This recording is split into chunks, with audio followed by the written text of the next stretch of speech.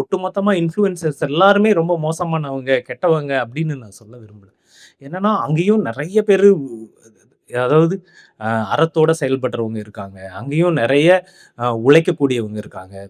கிரியேட்டிவா செயல்படக்கூடியவங்க இருக்காங்க. அவங்க வந்து எஜுகேட் பண்றவங்களா இருக்காங்க. ஏன்னா நான் வந்து நெறைய எஜுகேட் ஆவுறேன். இதே ரீல்ஸ் பார்த்து தான். இதே இன்ஃப்ளூயன்சர்ஸ் வழியா நெறைய எஜுகேட்டும் ஆகக்கூடிய வாய்ப்புகளும் நமக்கு இருக்கு. நெறைய பொலிட்டிக்கலா அங்க நெறைய பேசக்கூடியவங்க இருக்காங்க. ஆனா என்னன்னா, அது எல்லாமே ரொம்ப கம்மியா இருக்கு. இவங்க காட்டுன மாரி அது ரொம்ப கம்மியான ஆட்கள் கிட்ட தான் அது போய் சேரக்கூடியதா இருக்கு. அல்காரிதம் எப்படி இயங்குதுன்னா, இந்த மாதிரியான விஷயங்கள் இருக்கு இல்லையா? இந்த நான்சென்ஸ் இருக்குல்ல. ஒருத்தன் வந்து என்ன சொல்றான், ஒரு பொண்ணு வந்து என்ன பண்ணுது, "உங்க பேர சொல்லுங்க. அத நான் சாப்பிடுறேன்" அப்படிங்குது.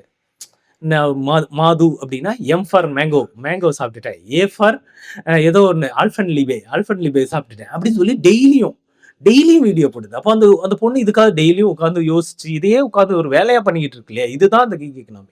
இப்ப இந்த பொண்ணோட உழைப்புக்கு யார் சம்பளம் குடுக்குறாங்க? ஒரு மாசத்துக்கு ஒரு சம்பளம்னு ஒண்ணு இருக்கணும்ல. யாருக்கு உழைக்குது இந்த பொண்ணு? இந்த Instagramன்னு ஒரு கம்பெனிக்கு தான் உழைச்சுக்கிட்டு இருக்கு. Instagramகாரனுக்கு அதிகமான கன்டென்ட் கிடைக்கும்போது அதிகமான லாபம், வருமானம் வருது.